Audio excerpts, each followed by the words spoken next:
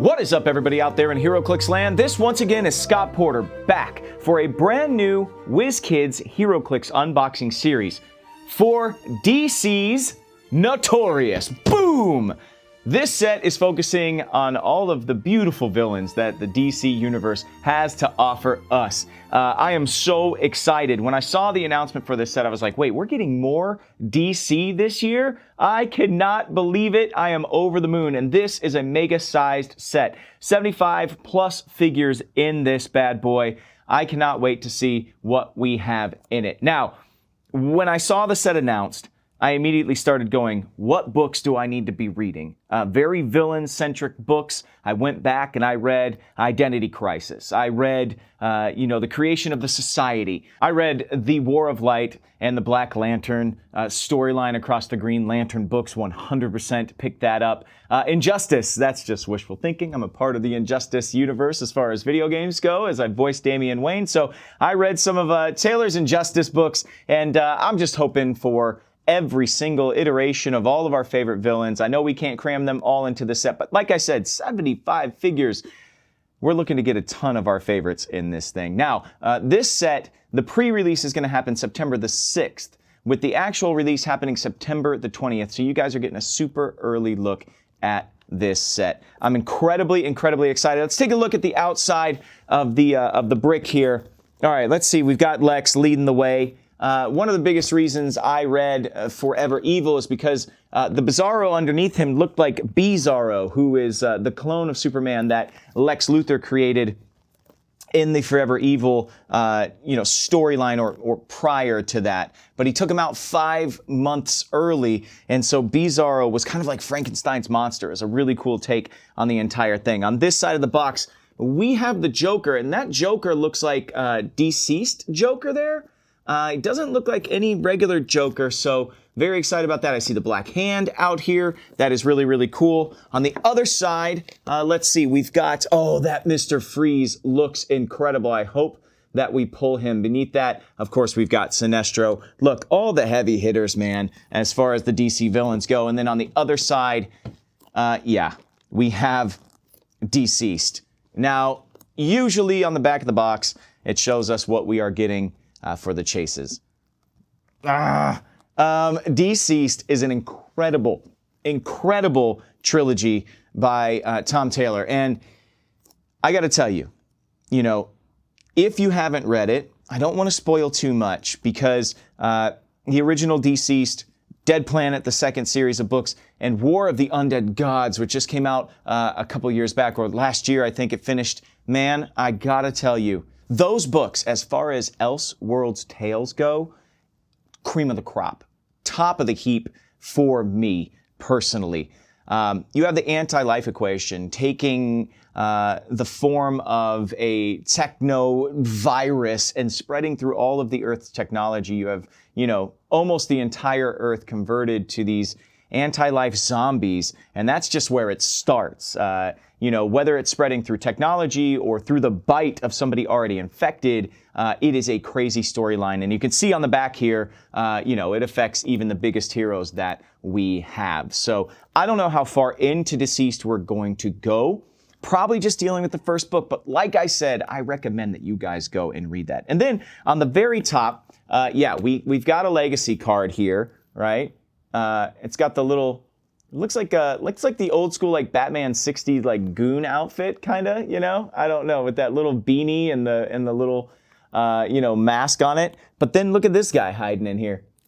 Looks like we got a little Black Lantern Superman. So man, I just based on I'm looking at the artwork on the cover. We've got Captain Cold, we've got the Riddler, we've got Two-Face.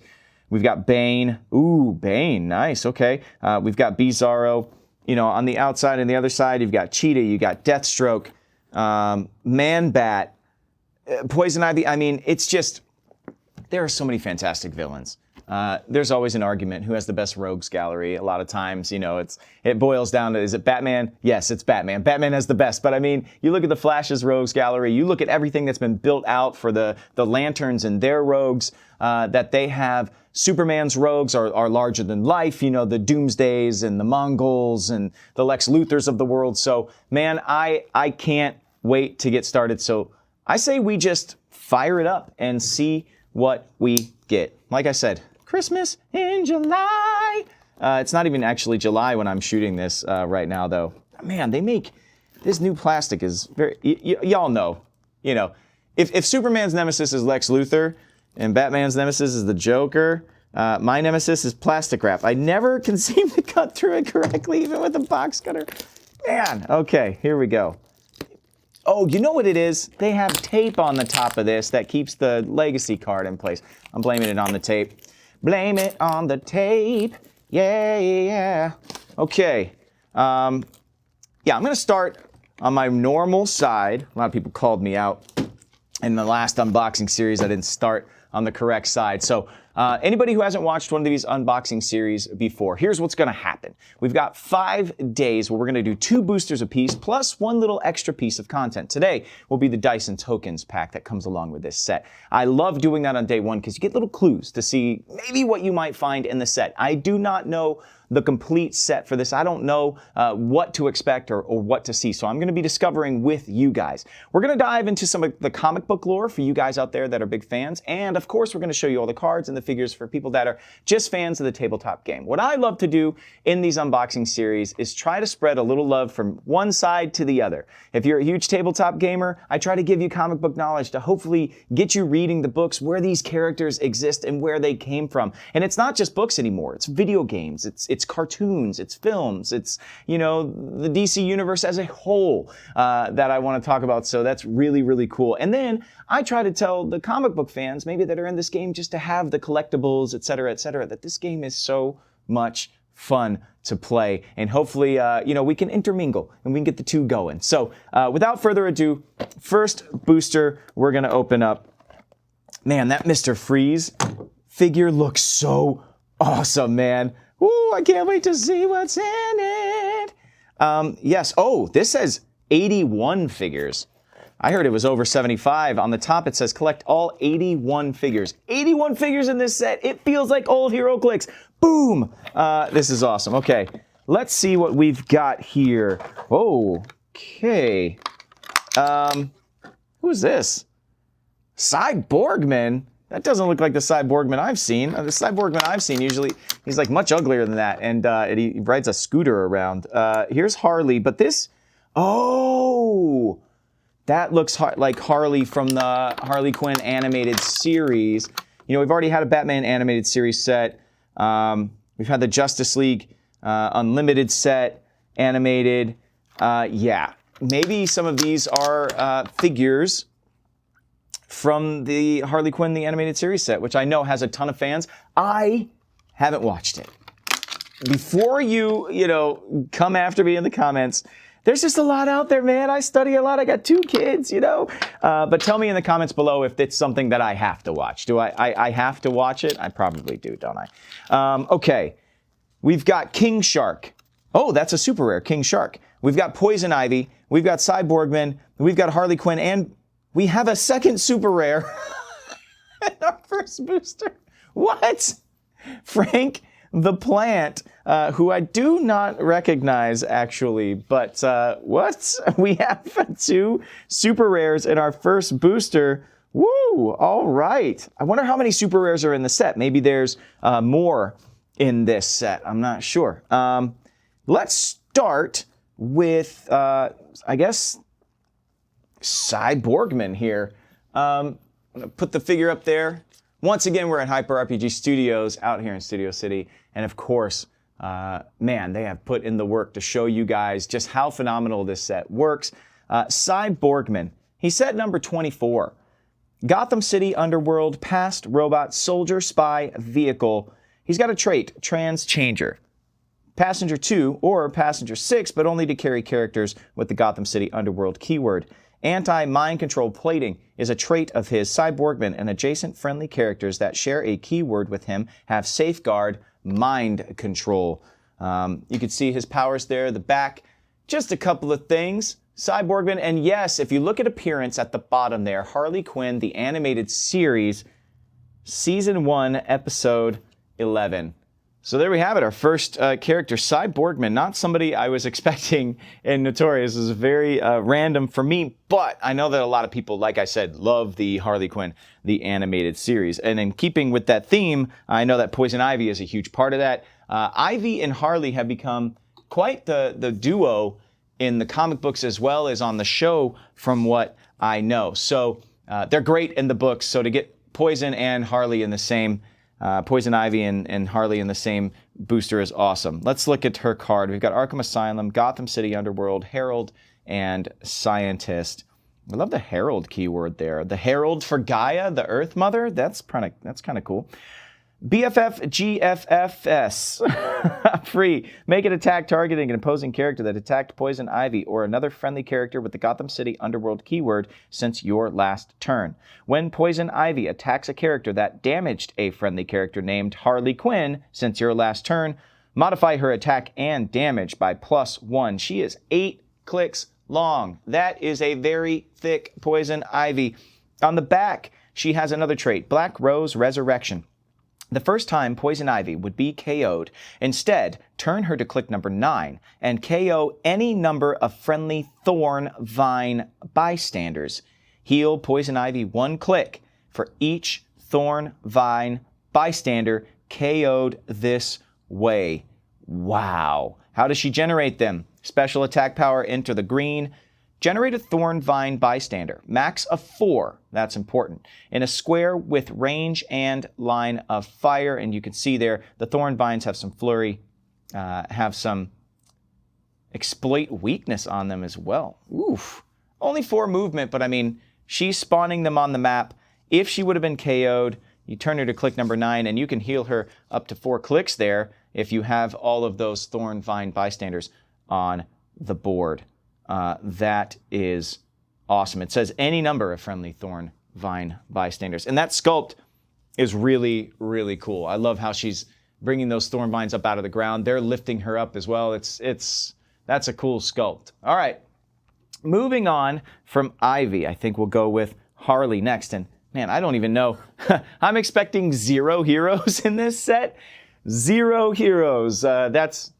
That's the hope. Let me know in the comments below if you want to see a single hero in this set, because for me, if it's called Notorious, we're dealing with DC's Most Wanted here, we got to make sure that they have their day in the sun. Let's go with Harley next, because then we've got 2 super rares to take a look at, which, I don't know, kind of blows my mind. Harley Quinn, Arkham Asylum, Batman Family, Gotham City Underworld, Legion of Doom, Suicide Squad, and Scientist keywords. She is set number 28. Harley's putting a crew together. Trait. When establishing themed teams, Harley Quinn may choose a character that shares a keyword with her. That character gains the Gotham City Underworld keyword. All right. Is that it? Nope. Flip it over. She also has BFF and GFFS. However, her wording is a little different. Make an attack targeting an opposing character that attacked Harley Quinn or another friendly character with the Gotham City Underworld keyword since your last turn. When Harley Quinn attacks a character that damaged a friendly character named Poison Ivy since your last turn, modify her attack and damage by +1. Has 2 team abilities there with Batman Enemy, has Team Player as well. So copying a bunch of stuff, anything that she wants. If there's any wild card in the DC universe, it is going to be Harley Quinn. You can see the little dye in her hair there, her giant, hilarious hammer. So there we go. I wonder if Harley and Ivy are always going to come together in a booster. I love when WizKids does that, aims for synergy in boosters. I don't know if I just got lucky. I mean, obviously I did just get lucky with 2 super rares, but it's really cool when you have something that interacts with another figure. And if you're doing a sealed tournament, or if you have a smaller collection, you've just bought a couple of boosters, if you have things that can work together like those 2 pieces, that's really, really cool. And I love trying out all of these different mechanics. So I love the buddy comedy that is Harley and Ivy, and I can't wait to see it play out on a HeroClix map. Okay, moving on. Man, I'm going to do Frank the Plant first because I just do not know anything about this guy. It looks like Little Shop of Horrors a little bit. Feed me, Seymour. But let's see. Arkham Asylum, Gotham City, Underworld. Someone carry my pot. Frank the Plant may be carried as if he was tiny. Frank the Plant may be given non-free actions after being carried. Oh, all right. Swallow whole. Blades, claws, fangs. When Frank the Plant KOs an opposing standard character, after resolutions, turn him to click number 1. All right, so when Frank the Plant gets a KO, healing all the way up to the top. On the back, tests positively with audiences. Stop click. So you've got that stop click on clip number 5. If you get a KO on that stop click, you can go all the way back to the top of the dial. Real name, Frank. Harley Quinn, the animated series, season 1, episode 1. Now, I'm going to go out on a limb. Get it? Limb? Plant? I don't know. Anyway, I'm going to go out on a limb and say maybe is this a Poison Ivy creation or like a pet? I'm not sure. Or did she find him running around the world? I don't know. But I love how the eyes are like on his flowers.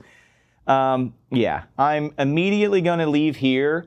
I always go to In-N-Out Burger. Here, little inside story here. Every time I finish one of these unboxing series, because spoiler alert, I shoot all 5 videos in the same day. When I leave from doing an unboxing series, my brain is mush. I feel like I took the SATs. So I go to In-N-Out Burger. I get the double, no onions. I get myself some cheese fries, and I just sit and just do nothing for about a half hour to let my brain just like calm down. I think maybe today I'll go and get my burger, and I'll just sit there and I'll put an episode of Harley Quinn, the animated series on, and see what I'm missing. Let me know, like I said, in the comments below if you are a big fan or not, and if it's worth watching the whole thing. King Shark we're going to go with now, and I love this sculpt.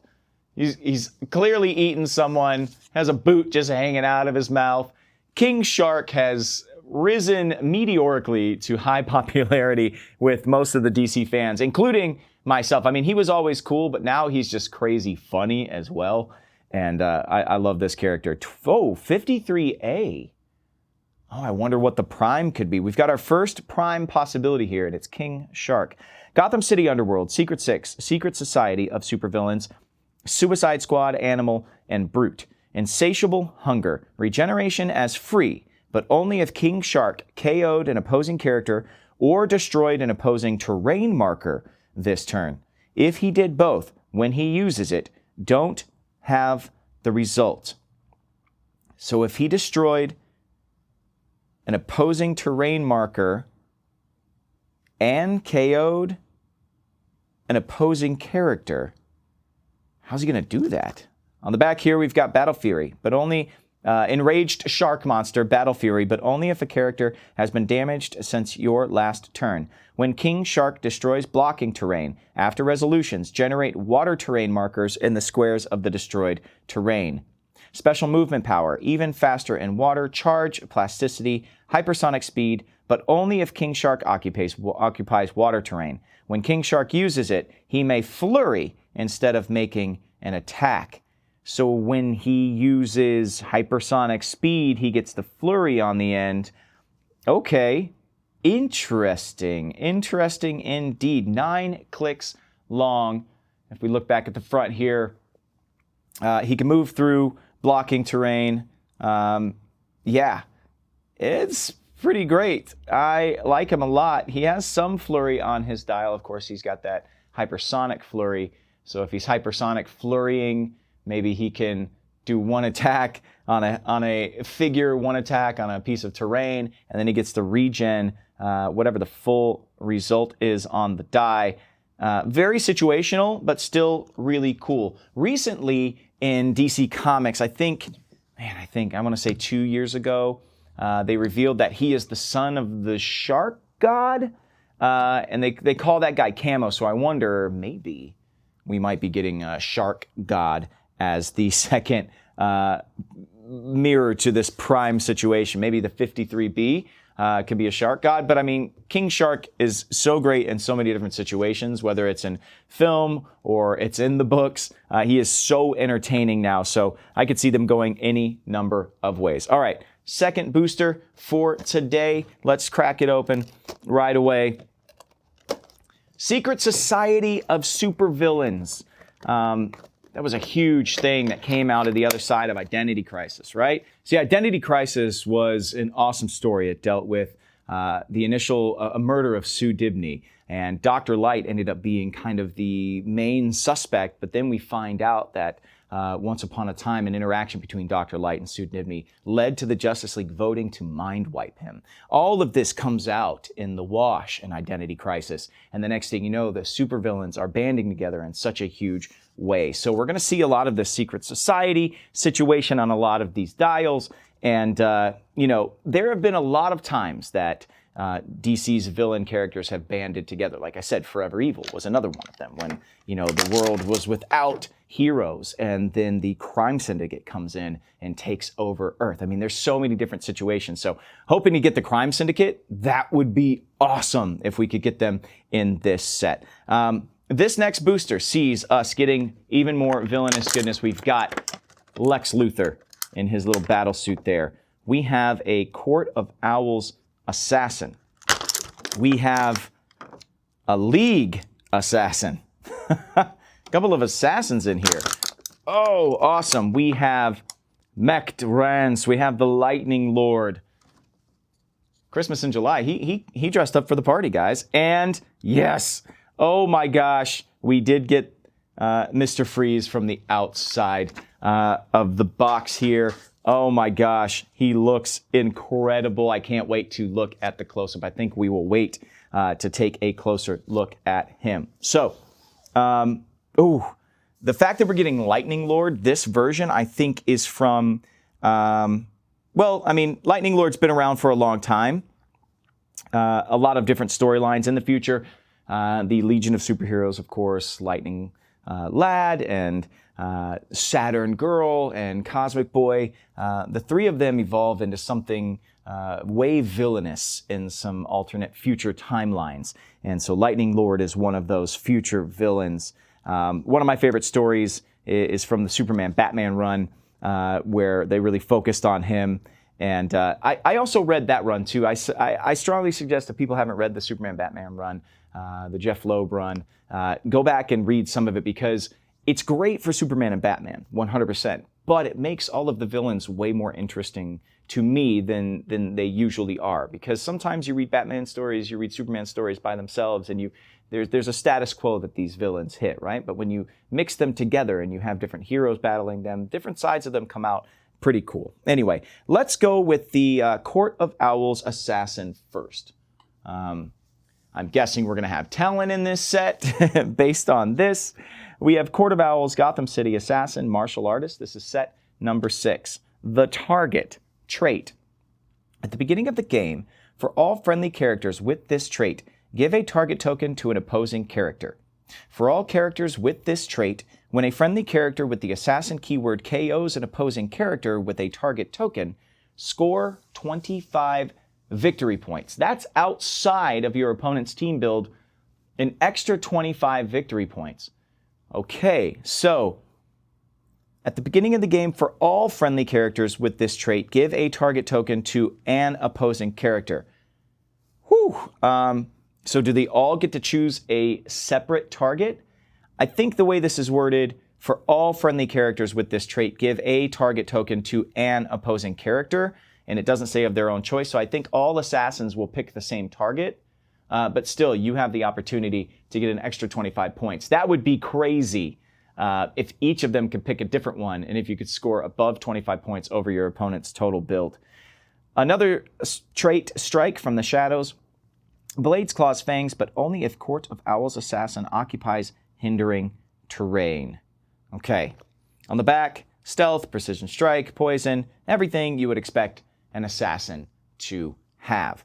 The fact that the target seems to be a shared trait in this set is interesting to me, because we have a number of villains who could utilize that, Deadshot or Deathstroke or, any of these people that, have been assassins at one point in their life, Talia al Ghul. The list goes on and on and on and on. So that's really interesting. I wonder if they're going to really lean into this assassin thing. Let's take a look at the League Assassin. League of Assassins, assassin and martial artist keywords.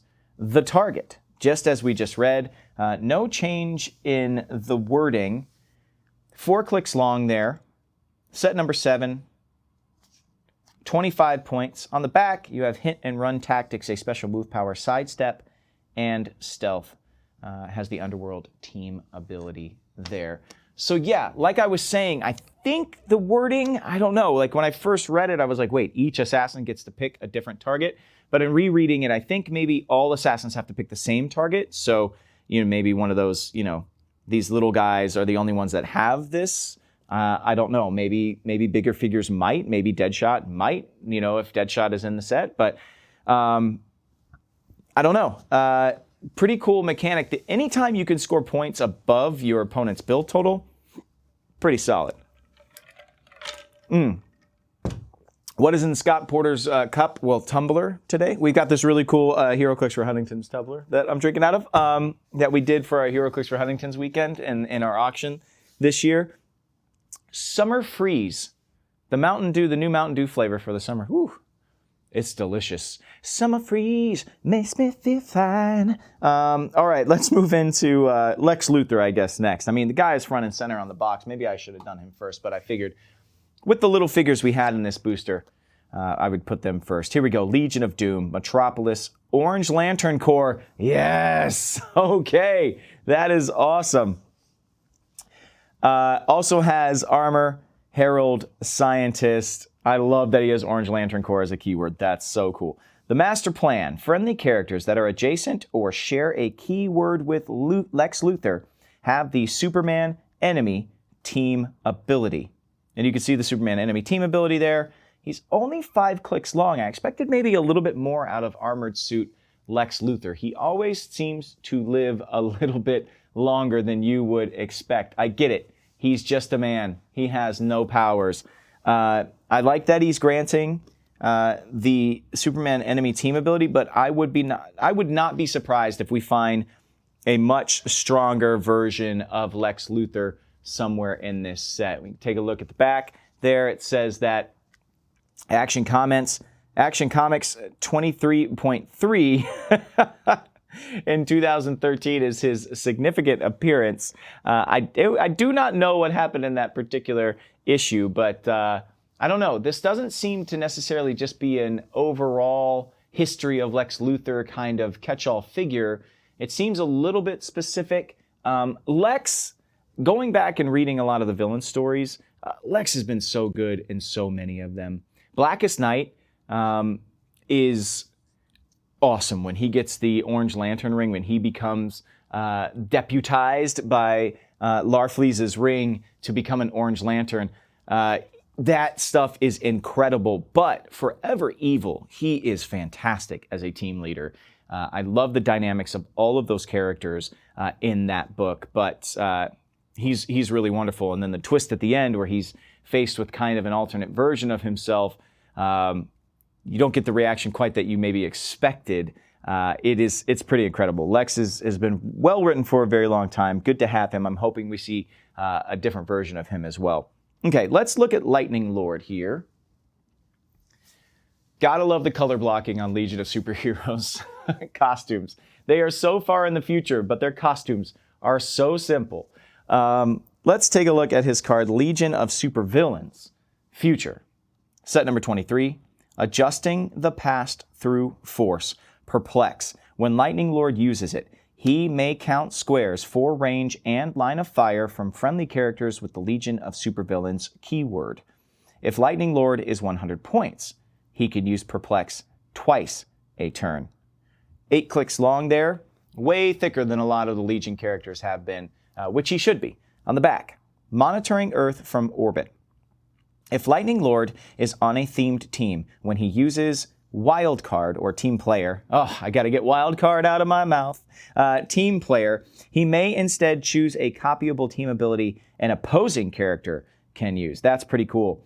And you see the appearance there, Superman, Batman, number 14. I'm trying to remember the name of that stuff. Absolute Power, I think. Absolute Power is the storyline that I'm thinking of. Him, Saturn Queen, Cosmic King, they come back from the future to the point at which Superman and Batman have their big hero creating moments, whether it is Superman landing on Earth as a baby and being found by the Kents in the field in Smallville, or Batman's parents being murdered in a crime alley in Gotham City. They take a time machine from the future where they are fighting the Legion of superheroes who are all grown up. It's all grown-up versions of the Legion. And they escape to kind of rewrite the timeline in their own image so that they rule everything. And they know in order to do that, they need Batman and Superman.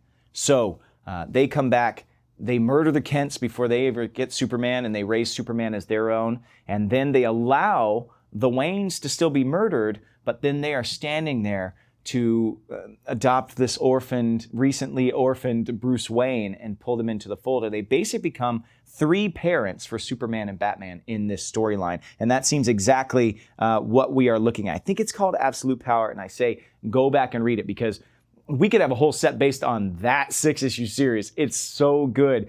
You have a Wonder Woman, you have a Green Lantern, Uncle Sam. There is some awesome stuff that happens. Anyway, really cool time-hopping, alternate timeline kind of stuff. Of course, deals with a lot of characters just like fading out of existence as things change in the timeline. But very, very cool that we're getting that version of Lightning Lord right here. Okay, last but not least, we've got to look at this Mr. Freeze figure. They outdid themselves. I love this sculpt.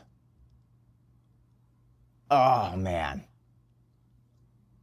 Look at that humidity coming up out of the back of Freeze's, helmet there, his back there, as everything is Sub-Zero around him, so everything's turning into this frozen kind of gas around him. It's so cool looking. Arkham Asylum, Gotham City Underworld, and Justice League, Suicide Squad, Armor, and Scientist keywords. Set number 40, Frozen Earth. At the beginning of the game, generate 2 ice blocking terrain markers in any square, at least 3 squares from a map edge. This game, those markers have adjacent characters must roll breakaway to move if they don't already. If you're not the first player, generate 4 instead. And you can put them anywhere on the map as long as they're 3 squares in from a map edge. So you can put them all very close to your opponent's starting area if you wanted to. In the middle of the map, you can work around it, block doorways with it. Frozen in Fear is another trait. When an opposing character fails a breakaway roll, after resolutions, deal them 1 penetrating damage. Also has Ice Gun and Incapacitate when Mr. Freeze uses it. After resolutions, deal each hit character damage equal to their action tokens. Okay, Forever Evil, Arkham War, number 5. I'm telling you guys, go back and read Forever Evil. Very good. If you haven't read it, if you're not really familiar with the DC villains, it's a really, really cool storyline. On the front, you see 3 targets, 5 range. So to get that Ice Gun to really start proccing, you at least have the ability to do it. In what is, at this point in HeroClix, a somewhat sizable range, 3 targets. Incap is always tough to deal with, but at least he has some outwit on the front there as well. So you can outwit some defensive powers so that this Incap damage, based on how many tokens the opposing figure has, can actually stick. Okay, that's going to do it. I'm going to put people that are sometimes heroes on this side. And I think, oh wait, so King Shark should be over here. I guess Lex Luthor could be over here. I don't know. It seems like every DC villain at this point is a sometimes hero. But let's take a look at the Dice and Tokens pack here. I'm going to hold it up here so you guys can see what we're looking at. I love the goon, kind of the old kind of Batman in the 60s. Every villain had like a beanie and like these little masks and stuff. I love that is the image here for the Dice and Tokens pack. Let's take a look at what we have. in it. Oh, okay. See what clues we can garner here. We already know one of the bystanders in this set based off of poison ivy, right? We know that we're going to have some thorny vines. But here, let's take a peek. All right, we've got Mr. Freeze here. On the back side, we have a cat. So black cat confirmed, possibly. Who knows? We've got penguin here. On the back side, I was hoping for a penguin. We got a thorny vine. We have a two-face here. And on the back, a shark. Wonder if that has something to do with, I don't know. Could be Aquaman, could be maybe that prime of King Shark. We've got Riddler, and on the back, another thorn vine. We've got the Joker, on the back, a cat. Some of the lesser exciting bystander token reveals that we've seen. And then we've got Bane, of course, Bane. And another cat. So lots of black cats. That being said, I'll give you a little close-up of the dice here so you can see. Yep. Okay. And so there you have it for the bystanders. I'll put the dice over here so you can get a better look at what they look like. The purple and green. One of my favorite issues ever of a comic book in history happened in Art Baltasar and Franco's Tiny Titans, actually. They do their own kind of multiverse issue, and anybody that has purple and green on has to be a villain. But in this opposite universe where these other Tiny Titans come from, they're all in purple and green, but they are saying, no, we're not villains. We're all the heroes, even though we're in purple and green. It's just opposite in our universe. So all the heroes are in blue and red, and all the villains are in purple and green. It's just a great, it's like Crisis in like multiple nurseries or something like that is like the name of the story, but definitely worth looking up. My kid now has all my Tiny Titans. If you never read Tiny Titans, it's a blast. It's a lot of fun, but I'll always remember every villain, anybody in a purple and green costume, comics has told me is going to be a villain. And that's going to do it for today's unboxing series. All right, let's see. Harley Quinn, the animated series. I was not expecting for that to be a sub-theme for this particular set.